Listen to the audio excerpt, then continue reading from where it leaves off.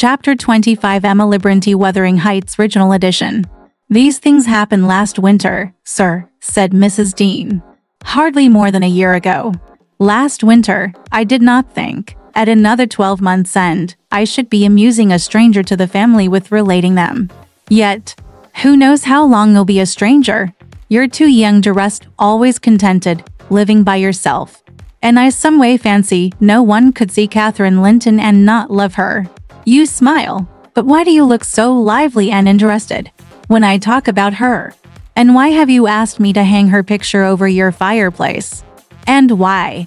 Stop, my good friend, I cried. It may be very possible that I should love her. But would she love me? I doubt it too much to venture my tranquility by running into temptation. And then my home is not here.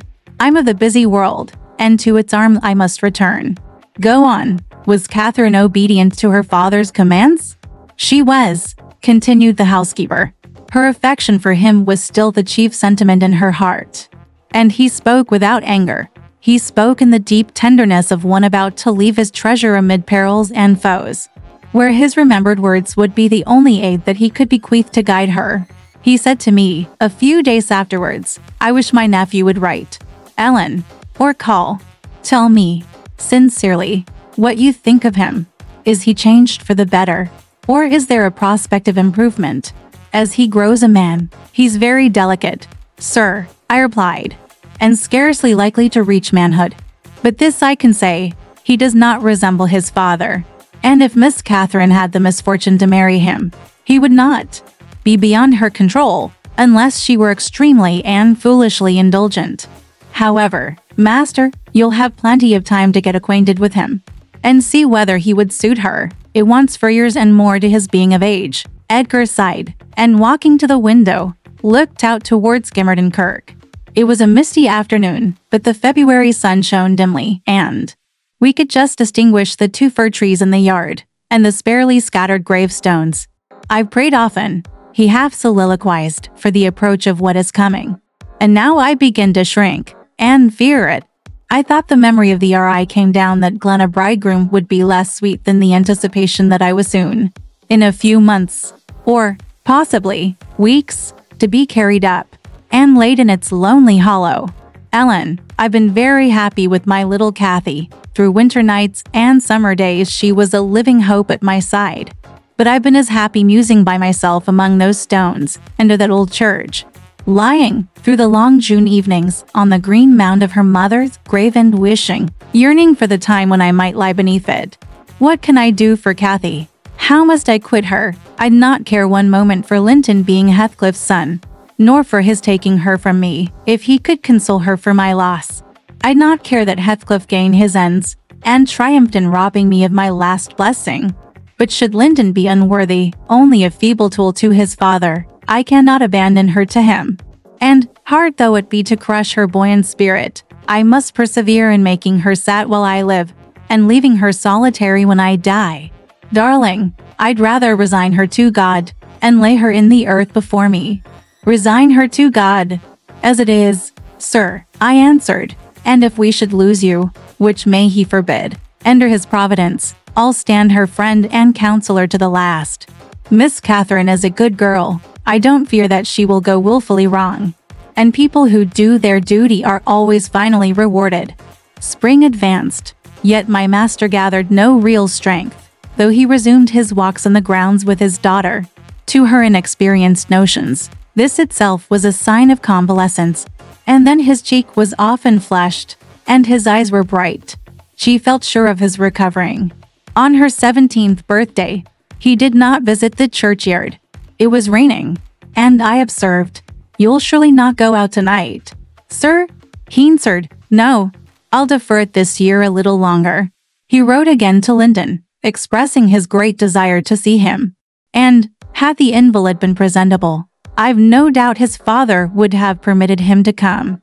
As it was, being instructed, he returned an answer, intimating that Mr. Heathcliff objected to his calling at the Grange, but his uncle's kind remembrance delighted him, and he hoped to meet him, sometimes, in his rambles, and personally to petition that his cousin and he might not remain long so utterly divided.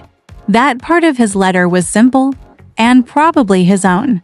Heathcliff knew he could plead eloquently enough for Catherine's company. Then, "I do not ask," he said, "that she may visit here. But am I never to see her, because my father forbids me to go to her home? And you forbid her to come to mine? Do now and then ride with her towards the heights, and let us exchange a few words, in your presence.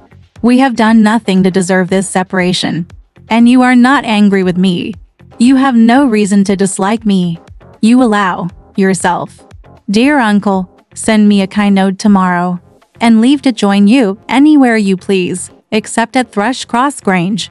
I believe an interview would convince you that my father's character is not mine. He affirms I am more your nephew than his son. And though I have faults which render me unworthy of Catherine, she has excused them, and for her sake, you should also. You inquire after my health, it is better. But while I remain cut off from all hope, and doomed to solitude, or the society of those who never did and never will like me, how can I be cheerful and well?" Edgar, though he felt for the boy, could not consent to grant his request, because he could not accompany Catherine. He said, in summer, perhaps, they might meet. Meantime, he wished him to continue writing at intervals, and engaged to give him what advice and comfort he was able by letter. Being well aware of his hard position in his family, Linton complied, and had he been unrestrained, would probably have spoiled all by filling his epistles with complaints and lamentations, but his father kept a sharp watch over him, and, of course, insisted on every line that my master sent being shown. So, instead of penning his peculiar personal sufferings and distresses, the themes constantly uppermost in his thoughts, he harped on the cruel obligation of being held asunder from his friend and love, and gently intimated that Mr. Linton must allow an interview soon, or he should fear he was purposely deceiving him with empty promises. Cathy was a powerful ally at home, and, between them, they at length persuaded my master to acquiesce in their having a ride or a walk together about once a week, under my guardianship, and on the moors nearest the Grange, for June found him still declining. And though he had set aside yearly a portion of his income for my young lady's fortune, he had a natural desire that she might retain, or at least return in a short time to, the house of her ancestors. And he considered her only prospect of doing that was by a union with his heir. He had no idea that the latter was failing almost as fast as himself. Nor had anyone, I believe, no doctor visited the Heights, and no one saw Master Heathcliff to make report of his condition among us. I, for my part, began to fancy my forebodings were false, and that he must be actually rallying. When he mentioned riding and walking on the moors, and seemed so earnest in pursuing his object, I could not picture a father treating a dying child as tyrannically and wickedly as I afterwards learned Heathcliff had treated him. To compel this apparent eagerness, his efforts redoubling the more imminently his avaricious and unfeeling plans were threatened with defeat by death. Alright, this part of the story ends here. Want to know what happened next?